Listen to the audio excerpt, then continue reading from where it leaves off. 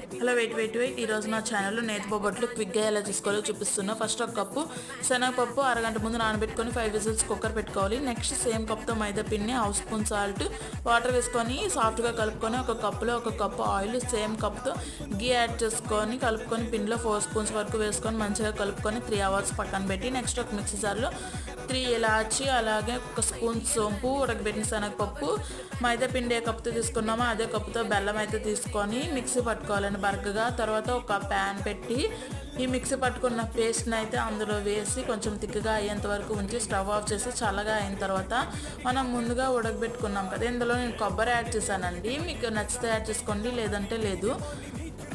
పిండిని అయితే ఇలా పాలిథిన్ కవర్ అయితే కొంచెం గీ యాడ్ చేసుకొని ముద్దగా తీసి కొంచెం ఒత్తిన తర్వాత బాల్ని అందులో పెట్టి చపాతీలా ఒత్తుకొని ప్యాన్ పైన బోత్ సైడ్స్ కాల్చుకోవడమేనండి గీ యాడ్ చేసి. అంతే, సాఫ్ట్గా అయితే బొబ్బట్ రెడీ అయిపోతుంది. మీకు వీడియో నచ్చితే లైక్ చేయండి.